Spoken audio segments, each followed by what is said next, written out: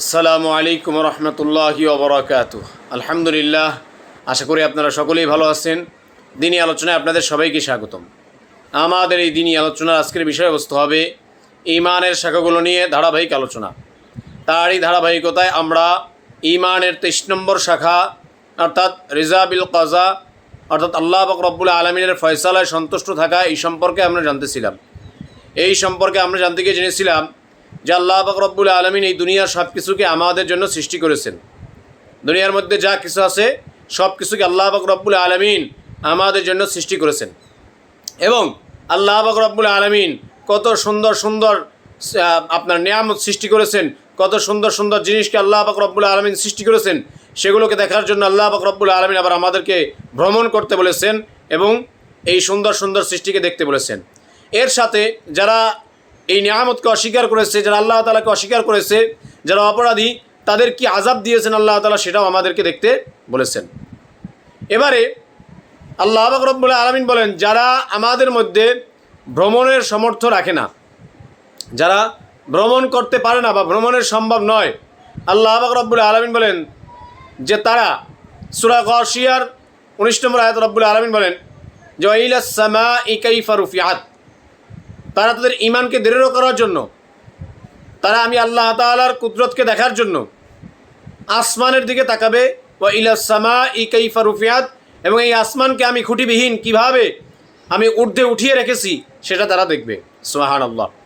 এই আসমান এটা কত বিশাল, যার বর্ণনা আমি কিছুদিন আগে কয়েকটি পর্বে আমি দিয়েছি।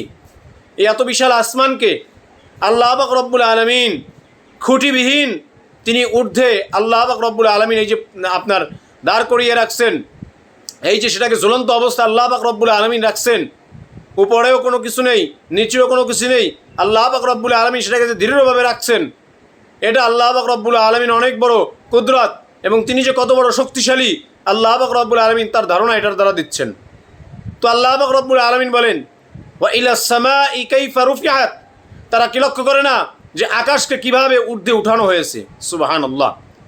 আমাদের মাথার উপরে আকাশ, এই আকাশটাকে আল্লাহ পাক রব্বুল আলামিন কিভাবে দৃঢ়ভাবে স্থাপন করেছেন, যার নিচে কোনো খুঁটি নেই, উপরে কিছু দ্বারা ঝুলানোও নয় এবং এটা নড়াচড়াও করে না। এই যে এত বিশাল আসমানকে আল্লাহ পাক রব্বুল আলামিন তিনি প্রতিষ্ঠিত করলেন, এটা আমাদেরকে দেখতে বলেছেন যে এটা আল্লাহ তাআলার কত বড় সৃষ্টি। সুবহানাল্লাহ। আসলে আল্লাহ পাক রব্বুল আলামিন কত শক্তির অধিকারী, তিনি যে কত মহান, এটাই আসমানের দিকে তাকাইলেই বোঝা যায়। সুবহানাল্লাহ। তো এই আল্লাহ পাক রব্বুল আলামিন এই আসমানকে দেখতে বলেছেন।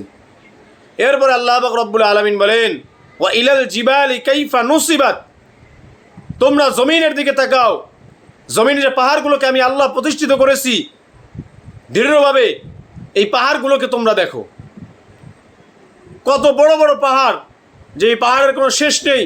বিশাল বিশাল পাহাড় আল্লাহ পাক রব্বুল আলামিন দুনিয়ায় সৃষ্টি করেছেন, যেগুলো দৃঢ়ভাবে দাঁড়িয়ে রয়েছে। আল্লাহ পাক রব্বুল আলামিন যখন দুনিয়াকে তৈরি করলেন, যখন বানাইলেন, তখন এই দুনিয়া নড়াচড়া করতেছিল, এই জমিন এটা নড়াচড়া করতেছিল। তো এই জমিনের নড়াচড়াকে বন্ধ করার জন্য আল্লাহ পাক রব্বুল আলামিন পাহাড়কে স্থাপন করলেন। আল্লাহ পাক রব্বুল আলামিনের কুদরতে এই পাহাড় যখন স্থাপন হলো, আল্লাহ পাক রব্বুল আলামিন এই পাহাড়কে স্থাপন করার সাথে সাথে এই জমিনের নড়াচড়া একদম বন্ধ হয়ে গেল। সুবহানাল্লাহ। কত বড় বড় পাহাড়, আমাদের দেশেও পাহাড় আছে, আরব কান্ট্রিতে পাহাড় আছে, এরপরে সুইজারল্যান্ড বলেন, বিভিন্ন বাহির ইউরোপ কান্ট্রি বলেন, আমেরিকা বলেন, প্রত্যেকটা জায়গায় বিশাল বিশাল পাহাড় আল্লাহ পাক রব্বুল আলামিন প্যারেক হিসাবে আল্লাহ তাআলা দুনিয়ায় স্থাপন করেছেন, যেগুলো থাকার কারণে আজকে পৃথিবী নড়াচড়া করে না, আমরা পৃথিবীতে আজকে সুন্দরভাবে বসবাস করতে পারি। এই যে পাহাড় আল্লাহ তাআলা দৃঢ়ভাবে প্রতিষ্ঠিত করেছেন, স্থাপন করেছেন, এই পাহাড়ের দিকে আল্লাহ পাক রব্বুল আলামিন তাকাইতে বলছেন যে এই কত বড় বড় বড় পাহাড়, এগুলোকে আমি আল্লাহই স্থাপন করেছি, তা দেখো আমি আল্লাহ কত বড় শক্তির অধিকারী। সুবহানাল্লাহ।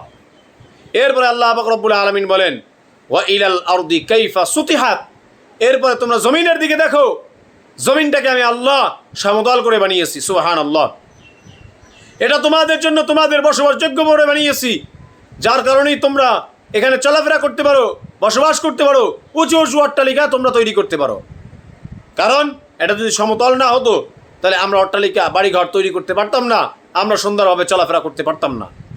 আর এই জমিন যদি নড়াচড়া করতো তাহলে কোনো কিছুই করা সম্ভব ছিল না। যার উদাহরণ মাঝে মাঝে আপনার যে ভূমিধস বা ভূমিকম্প হয়, যেগুলোর দিকে তাকাইলেই আমরা বুঝতে পারি যে পৃথিবী যদি নড়াচড়া করে, সামান্য যদি কাঁপুনি দেয়, ঝাঁকুনি দেয়, তাহলে পৃথিবীতে আর কোনো বড় বড় অট্টালিকা তো দূরের কথা, আমাদের বসবাস করার মতোই অবস্থা থাকবে না। তুই আল্লাহ পাক রব্বুল আলামিন বলতেছেন যে ওয়া ইলাল আরদি কাইফা সুতিহাত, তোমরা জমিনের দিকে লক্ষ্য করো আমি এটাকে কিভাবে সমতল করেছি। সুবহানাল্লাহ। যেই সমতলের কারণে আজকে আমরা দুনিয়ায় সুন্দরভাবে বসবাস করতে পারতেছি, দুনিয়ার ভিতরে চলাফেরা করতে পারতেছি, দুনিয়ায় বড় বড় উচ্চ প্রাসাদ তৈরি করতে পারতেছি এবং আমরা এই দুনিয়া উপভোগ করতে পারতেছি। সুবহানাল্লাহ। তো আল্লাহ পাক রব্বুল আলামিন বলেন এই তোমরা যদি এই সৃষ্টিগুলোর দিকে লক্ষ্য করো তাহলে যারা ভ্রমণ করতে পারো না তাহলে তাদেরও একটা আইডিয়া হয়ে যাবে যে আমি আল্লাহর কুদরত, আমি আল্লাহর রহমত কত বড়। সুবহানাল্লাহ। এরপরে আল্লাহ পাক রব্বুল আলামিন বলেন এই যে বড় বড় সৃষ্টি তোমরা দেখলে, আমি আল্লাহ এই সৃষ্টিগুলো সব তোমাদের জন্যই তৈরি করেছি। সুবহানাল্লাহ। এগুলো সব আমাদের জন্য আল্লাহ তাআলা তৈরি করেছেন। আমাদের কোনো না কোনো কাজে এগুলো সব কিছুই লাগে, প্রয়োজন, এজন্য আল্লাহ পাক রব্বুল আলামিন এগুলো তৈরি করেছেন। তো আল্লাহ পাক রব্বুল আলামিন বলেন এই দুনিয়ার মধ্যে যে সৃষ্টিগুলো দেখতেছো, এই যেগুলোর উদাহরণ আমি আল্লাহ দিলাম, এই সব কিছুকে আমি আল্লাহ তোমাদের জন্যই সৃষ্টি করেছি। সুবহানাল্লাহ। এখন এই সৃষ্টিগুলো সব যেহেতু আল্লাহ তাআলার, অতএব আমাদেরকে মানতে হবে আল্লাহ তাআলাকেই। এটা আমাদের বুঝে আসুক আর না আসুক। তো আল্লাহ পাক রব্বুল আলামিন বলেন এই যে যত সৃষ্টি তোমরা দেখতেছো, এই সব সৃষ্টি আমি আল্লাহ তোমাদের জন্য তৈরি করেছি, এর মালিক একমাত্র আমি আল্লাহই। সুবহানাল্লাহ। আমি সৃষ্টি করেছি, আমি মালিক, তোমাদের জন্য সৃষ্টি করেছি, তাই তোমরা উপভোগ করতে পারতেছো, তাই তোমরা ভোগ করতে পারতেছো। এরপরেও যদি তোমরা এটাকে না বোঝো, এরপরেও যদি তোমরা এটাকে না মানো, তাহলে আল্লাহ পাক রব্বুল আলামিন বলেন, আল্লাহ তাআলা কি বলেন, আল্লাহ যদি তৌফিক দান করেন ইনশাআল্লাহ আগামী পর্বে সেই বিষয়ে বিস্তারিত আলোচনা করব। আল্লাহ পাক রব্বুল আলামিন আমাদের সবাইকে এই যে এত ক্ষমতার অধিকারী আল্লাহ, এই আল্লাহ তাআলার ফয়সালার উপরে আমাদের সবাইকে সন্তুষ্ট থাকার তৌফিক দান করুক, আমিন। এবং এই আল্লাহ পাক রব্বুল আলামিনের ফয়সালায় সন্তুষ্ট থেকে ঈমানের এই শাখাটিকে পরিপূর্ণ করার তৌফিক দান করুক, আমিন। ওয়া আখির দাওয়ানা আনিল হামদুলিল্লাহি রাব্বিল আলামিন। আসসালামু আলাইকুম ওয়া রাহমাতুল্লাহি ওয়া বারাকাতুহু।